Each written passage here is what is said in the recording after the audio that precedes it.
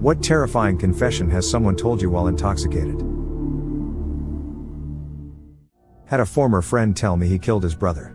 Didn't help, this was while we were trying to herd his drunk ass to the car as he was crying and yelling it at the top of his lungs. Amazing we didn't end up in cuffs or the very least get stopped and questioned. Come to find out his brother died of a brain aneurysm, and that morning he prayed for something to happen to get him out of school that day. He always blamed himself for his brother's death, and I get that to a degree. This was about 6 months ago now. My brother and I were getting drunk one night because it was the weekend and we just wanted to get fucked up and play video games. We had done plenty of shots and plenty of drinks, and we were the definition of fucked up.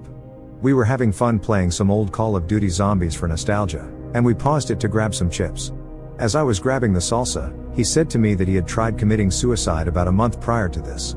He had taken some pills and they pumped his stomach and shit, and he told me the whole time he was thinking of me and how shitty and depressed I'd be if he had died and that he'd never want to lose me. I told him I had also tried committing suicide a while ago and I thought the exact same thing about him. We continued playing zombies while talking about everything under the moon, and we've been talking every day since, have never missed and will never miss a day. We're both doing a lot better now and we're both in therapy. It's nice having someone to talk to and trust about these things. Edit, thanks for the awards, y'all. But instead of gifting me stuff, check on your friends and family, and especially people you haven't talked to in a bit. Sometimes we're just too depressed to try initiating conversation. One time, an old acquaintance and I were drinking late into the night. She drank much faster than me, and before long randomly and drunkenly confessed to me the following: when her aging and sick mother, whom she despised and was a ton of unappreciated work to care for, was left in her care, she intentionally withheld certain medications and gave her too much of other ones, with the plan being to kill her off. It worked. She told her other siblings that the illness must have finally gotten to her and she passed in her sleep. Since she was already old and sick, there was no autopsy. A minute later she snapped out of it and apologized profusely for telling me that, adding that I am the only person she has ever told. My mom is a retired doctor and she always tells stories like this. Apparently 50 years ago medicine was pretty ruthless, and if a baby was severely handicapped the doctor would just help it along. Same for old people, since euthanasia wasn't allowed, but accidentally giving an overdose is a common mistake with only a small reprimand. A doctor friend of mine recently admitted to me he killed a dying man because his supervisor gave him a syringe with 10x the dosage. He was upset about it, but his supervisor was like, "Sorry I made you do that, mistakes happen, just learn from it." I'm not saying everyone in medicine is out to kill people, but just be nice to your nurses and doctors anyway. My uncle said that my grandfather wasn't exactly a caring/loving father because of working in the coal mines. He said my pap was terrified every day because he didn't know if he was coming home or not, cause he'd hear the mountains above him crack. My grandfather used to be a coal miner too. His career was cut short when the ceiling above him caved in and crushed him beneath it. He actually managed to survive, though. He's got permanent injuries and needed a long hospital stay, but he pulled through. The scary thing, though, is that he had been standing in a pretty deep puddle at the time that he was crushed. He fell onto his back and the water was high enough to leak into his ears. Had he fallen face first, he would have drowned in 3 inches of water, unable to push himself up far enough to get his nose to the surface. Was chilling with an older dude with whom I recently started working as a butcher in a grocery store. A couple of beers down and he starts telling me he's been in prison for 17 years. Came out 2 years ago and it's his first ever job at 64 years old. I got curious and asked him what happened if it wasn't too private. Without hesitation, he simply answered, "I cut him down with an axe, this piece of shit, and now he's a butcher." Dude must really like his job, I guess. Lamau. That's wild. For real, it is Lamau. I could see in his eyes he wasn't lying, like he had a flashback of the moment. Crazy thing is, Hess actually the coolest one of my coworkers, Hess the only one not acting like a snake. Friend of mine works in an auto repair shop. One of the guys there is the scariest looking motherfucker, looks like he's lived a very hard life, neck and face tats, the whole bit. He's incredibly polite, sir, ma'am, very humble, all of that. Not what you expect, which of course is all on me for judging a book by its cover. So I asked my friend what the guy's deal is. Killed some guy in a drug deal, spent a long time in prison. While in prison he decided he didn't want that life, got sober, stayed sober, turned his life around. But nobody wants to hire convicted felons, so finding work is hard. My friend said he's the best guy in the shop. I have a ton of respect for people who can turn their life around like that, and it's unfortunate that prison isn't more rehabilitative, and that so many roadblocks are put in the way of folks who've done their time. showering off my blackout drunk father because he had shit himself when he started bawling and confessed to being pinned down and raped by his brother's friends. Edit, this comment took off, so I'll elaborate a bit on some questions. I was 16 when this happened. He worked an early shift, so he was always home when I'd get home from school and would be drunk on the average 4 days a week. He was never abusive or angry, just distant. But in that moment when he blurted it out, I could see the pain and weight he was carrying through the tears. I was obviously in total shock, so I just let him sob and talk as I listened. I finished washing him off, then got him to bed where he slept it off. He was blackout drunk, so I knew he'd never remember the conversation, so I kept it to myself. Other than my therapist, I've never told a soul until now. He blamed himself, and there's unfortunately still a stigma surrounding men and admitting sexual assault, but it does happen to them too and needs to be addressed. My father dealt with it in an unhealthy manner for a long time. Whether or not he talked to someone to address it properly, I'll never know, but he has been sober for over 20 years now and much more present in our family's life. A friend of mine likes to drink, a lot, but he knows he has a limit because when he goes over it he becomes very talkative. He also doesn't date, at all, and for a long time we all wondered why. He's a good-looking guy, he's really nice, he's fun to be around, when he isn't drinking, anyway, never wants to date. Well, one time he got absolutely shit-faced and I found out why. It turns out that when we was a kid, he saw his aunt murder his uncle in cold blood. Ever since, he's been terrified of being alone with a woman and feels like he could never truly be safe around them. I scolded a drunk girl because she was trying to shoot up in the bathroom of a strip club. At first, I was pissed because there was blood on the toilet seat. She started crying, and said it's not my fault, my dad's been shooting me up since I was 10. It was freaking sad and I felt horrible for yelling at her. Edit, shoot up equals to injecting drugs into her veins. I'm aware she could be lying, however, it could equally be true. In the strip club, you find a lot of fucked up women, with fucked up stories. Had it been anywhere else I wouldn't have believed her. Freshman year of college, among all the new friends I made that year, there was one guy who was always a goofball. Very laid back, casual, down for whatever. The biggest red flag we got from him was that whenever people were drinking and hanging out, he would always essentially black out. He drank way too much and would kind of spaghetti noodle his way around the party. While also intoxicated, after the party had winded down one night, a few people and I asked him why he always goes so damn hard. While drooping his head a ton, sloshing around, and slurring everything, he told us about how a few months ago, the summer before college started, his best friend called him. They lived in a small town by the beach, and his friend asked him to come meet him to watch the sunset by the water.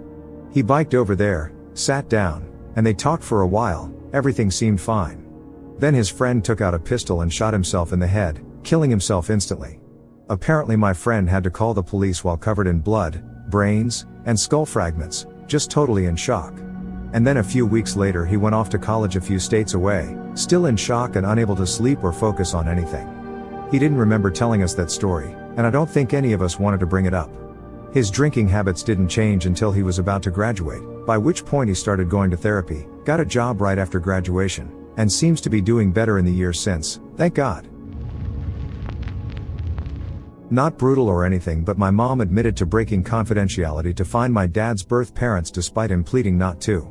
She laughed about it and thought it was the funniest thing about how mad my dad was. That was the day I realized my mom doesn't care about others. My cousin's wife tried to do the same thing, using me. He's told her numerous times that he wanted nothing to do with his dad or any of his other relatives from that side, but she felt determined.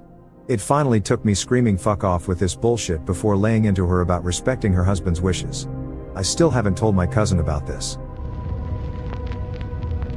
My parents finally fessed up that they had another child, who died before me and my twin sister were born. This in itself wasn't exactly terrifying, because unfortunately that does happen sometimes. What made it so terrifying was the fact that my sister and I knew, yet for our whole lives our parents had convinced us we were misremembering. I'm not sure how we knew.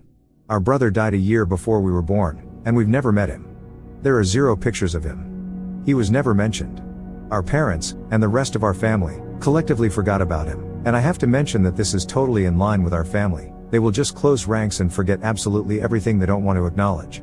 Yet somehow, from a very early age, my sister and I told everyone we had a brother. Lots of our school friends were aware of our brother. When it was finally revealed that it was just the 2 of us, our friends gave us shit for lying, but my sister and I were just genuinely confused because we knew it was true. Many times over the years, we confronted our parents about it. Every single time, they lied to us. They promised we never had any other siblings, they swore up and down we were just confused. Then one day when they were both drunk we overheard them talking about him and ran down to call them on it, and they finally confessed. This still doesn't explain how we knew. I can only imagine we must have heard or seen something when we were very young, and just don't consciously remember, but it's fucked up beyond belief that the entire family lied to us for 16 years. We even remembered his name. The most terrifying thing of all is the fact that my sister and I still think they're lying. Both of us have a distinct memory of playing with a slightly older boy when we were very young, and both of us remember thinking of him as our older brother within the context of the memory.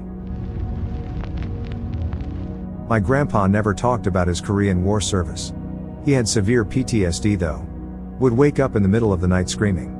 Then one night he came home absolutely shit-faced, laid down on the couch, then told me that his entire unit had been wiped out before his eyes. He was the sole survivor and got caught behind enemy lines but made it out. He was their sergeant and blamed himself. He eventually got into veterans therapy in his 60s though. Hanging out with a couple of former roommates 20 or so years ago. One of them mentioned he found young people attractive, then clarified saying very young. Also never once hung out again.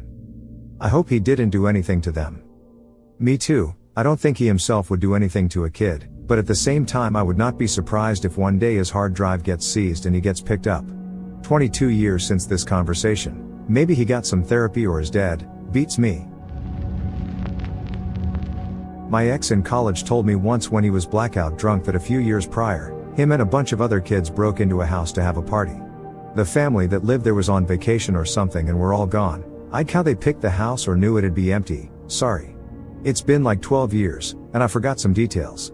They all got drunk and someone decided it would be fun to break a picture on the wall. Then someone else did, too. Eventually it devolved into them all destroying the house. Absolutely everything they could. All the windows were broken. Broke the legs off all the chairs and used them to beat holes into the walls. Ripped and stole clothing. Ripped or burnt all the family photos on the walls and shit. I don't remember all the stuff he said that they broke, but I remember him crying and saying that they ruined those people's lives and there's no way to make it right. I honestly think he was so fucked up that he doesn't remember telling me, because we never mentioned it again. Anyway, like 2 years later, he punched me in the face for asking for a ride to work one too many times, so I guess he was a piece of shit regardless of current situation or alcohol intake. A group of local kids did this to my grandparents' cottage. My grandparents weren't wealthy, just grew up when the average family could afford a cottage home up the state along the water.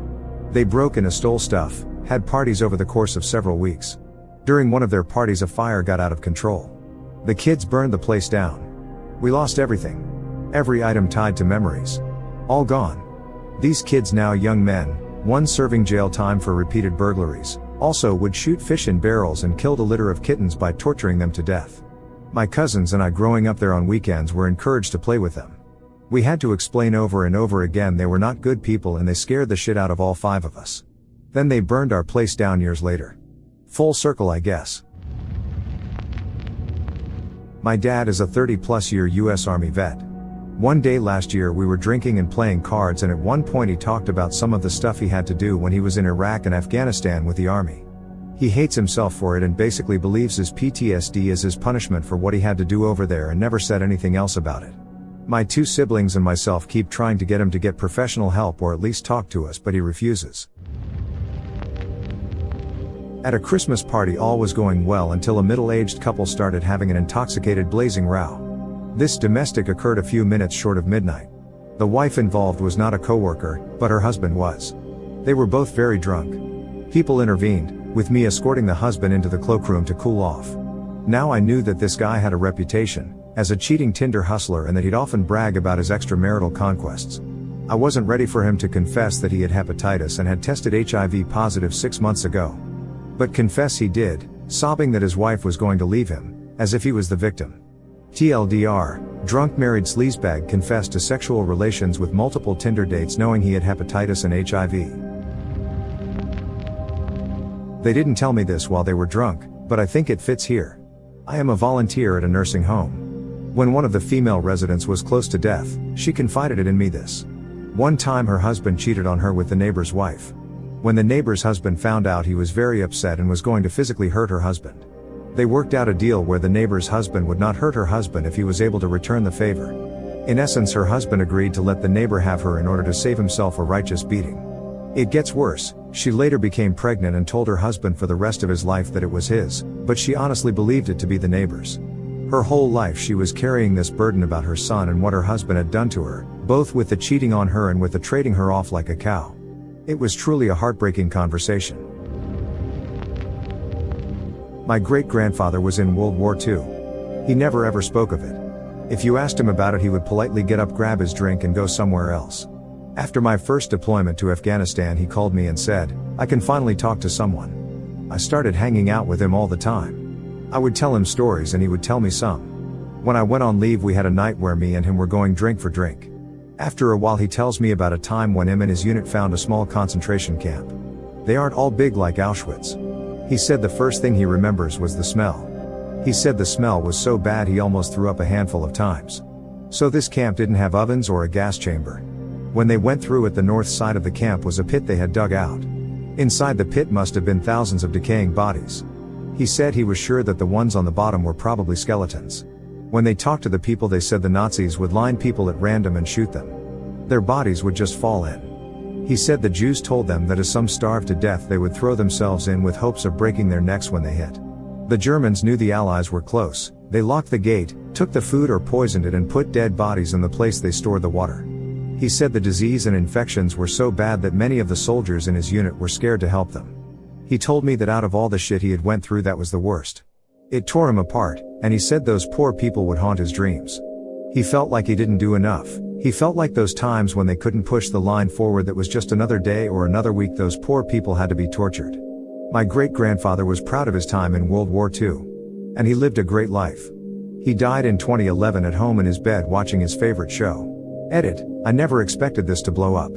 I've posted about him before and never got a response like this. I am touched that so many people came to this comment and responded and read about my great-grandfather. However, I don't want people to know just this about him. My great-grandfather was a really good man. He was married for 60 years, and my great-grandmother passed 2 years after him. They had 12 children, and tried their best to make those around them happy. My great-grandfather wouldn't want any of you to be sad about what he went through. He was grateful for the opportunity to do something truly good for the world. However strong my own suffering is from experiencing what I can truly call hell on earth, I cannot fathom the eternal suffering the Jewish people have felt and will feel for generations to come. I am sorry for those that I could not save, and I am sorry for the times we had to retreat or fall back. I am sorry for the times we got pulled back to the rear. I knew of the atrocities your people faced, but until I saw them I had no idea. Do not feel sorry for me though, I'm happy to suffer. I hope good things for your people's future, and I pray we all learn from this terrible war. He wrote this in a letter to one of the survivors from that camp.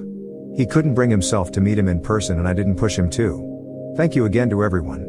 As for the museums, thank you everyone that gave a suggestion. I will be calling them tomorrow. When he was a teenager, he heard from someone that a neighbor girl had been teasing his dog. So he pretended to be nice to her dog one day, and lured it into a field. He placed it by its collar onto a metal stake so it couldn't get free, and he slammed rocks into its head until it died. He laughed when he told me this. I had just married him a few weeks prior and I was horrified.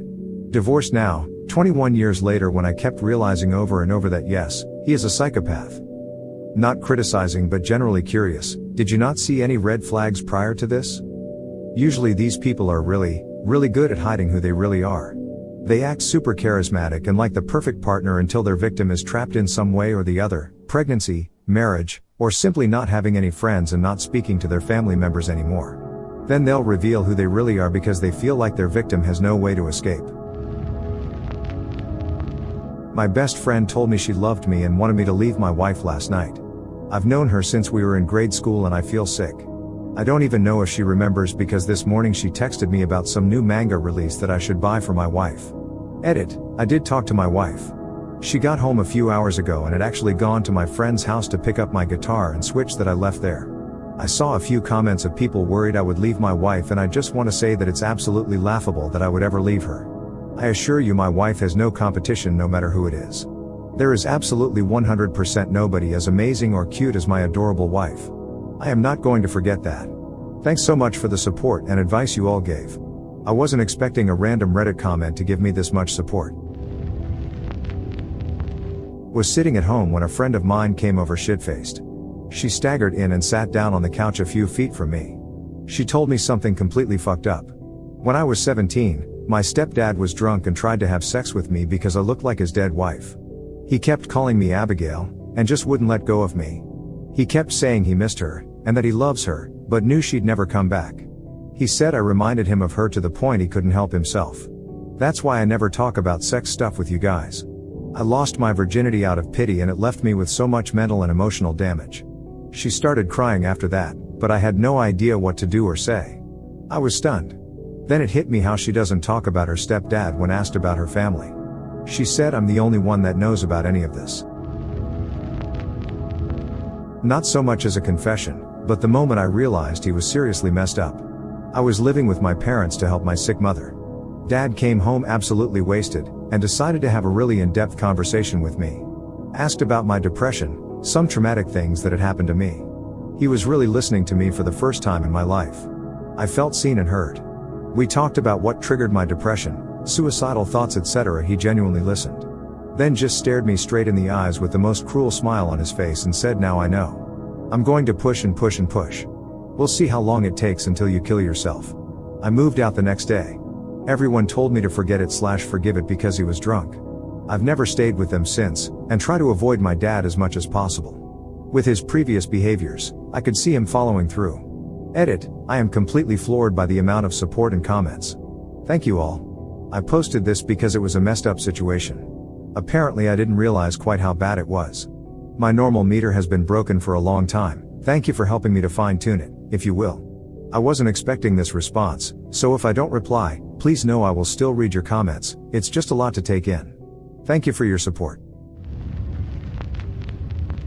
I've told this story before, and it is one I don't expect anyone to believe. But I don't care who believes what. I was there, and I know what went down.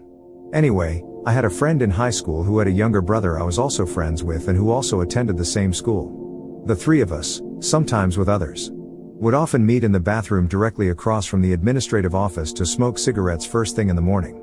For whatever reason the teachers and admins never looked in that bathroom for smokers. So we're in the bathroom that day, and the older of my two friends said that he had just gotten a new video game. I think it was Aliens on Jaguar or something along those lines. He was talking about how fun it was, and I asked if I could come over that night and play it. He said, "Fuck this. Why wait? Let's go play it now." My parents would have given me a lecture or something, and they rarely answered the phone.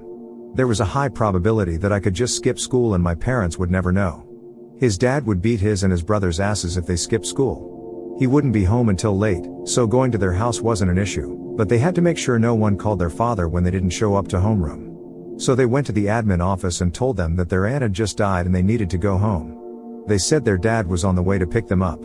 Everything went smooth as could be, and we headed out toward his house. We were about halfway to his house when a car pulls up on us like it is trying to run us over. It's their dad. He's fucking fuming. He says, "Your aunt just died and I've been looking everywhere for you. Get in the fucking car." We all thought that maybe the school did call, left a message offering condolences or something. And he just didn't know it was all a lie. So the younger of my friends says, "Dad, we just told them that so they wouldn't call you." He says, "I know what you did, and now my sister is dead. I hope you're happy."